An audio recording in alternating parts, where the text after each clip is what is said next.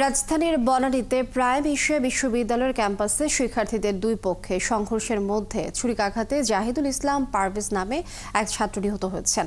তিনি বিশ্ববিদ্যালয়ের textile engineering বিভাগের ছাত্র। এই ঘটনায় বনানী থানায় হত্যা মামলা দায়ের করেছে নিহতের পরিবার। অপরাধী ধরতে মাঠে নেমেছে পুলিশ। আরও জানাচ্ছেন শকুত সাদিক।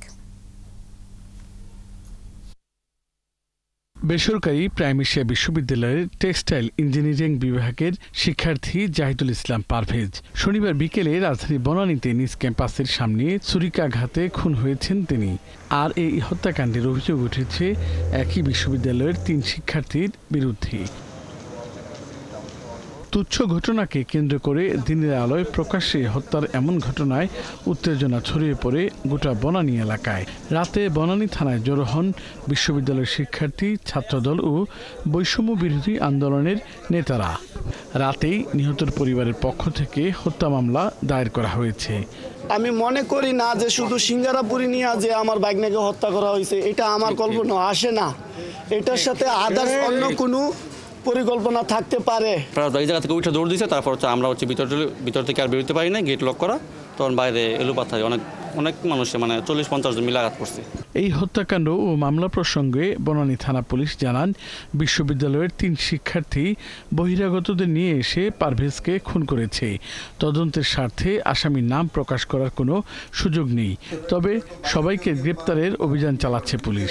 যারা ইংলিশ ডিপার্টমেন্টের 3 জন ছাত্র, তারা আরো বহিরাগত কিছু ছাত্র বহিরাগত কিছু লোকজন জড়ো করে এই টেক্সটাইল যে ছাত্র আমাদের যে ভিকটিম জাহিদুল ইসলাম পারভেজ যে মৃত্যুবরণ করে আছে, তাকে ধারালো অস্ত্র স্টেপ করে তার সাথে যে বন্ধু ছিল তাকে আঘাত করছে। নিহত পারভেজ ছাত্রদলের কর্মী দাবি করে এই হত্যাকাণ্ডের দ্রুত বিচার চেয়েছেন কেন্দ্রীয় ছাত্রদল নেতারা। এমনকি এই ঘটনার সাথে বনানী এলাকার বৈষম্য বিরোধী ছাত্র আন্দোলনের নেতারাও জড়িত বলে অভিযোগ করেন তারা। সবচেয়ে উদ্বেগের সহিত আমরা লক্ষ্য করলাম হত্যাকাণ্ডের সাথে বৈষম্য বিরোধী ছাত্র আন্দোলনের বনানী থানার 2 জন সন্ত্রাসী যারা সরাসরি হত্যাকাণ্ডের সাথে জড়িত ছিলেন। একজনের নাম হচ্ছেন সোভান নিয়াজ তুষার, যিনি যুগ্ম আহ্বায়ক বৈষম্য বিরোধী ছাত্র আন্দোলন বনানী থানা, এবং এই হত্যাকাণ্ডের সাথে আরেক সন্ত্রাসী যুক্ত ছিলেন, যিনি হৃদয় মিয়াজি, যুগ্ম আহ্বায়ক বৈষম্য বিরোধী আন্দোলন বনানী থানা।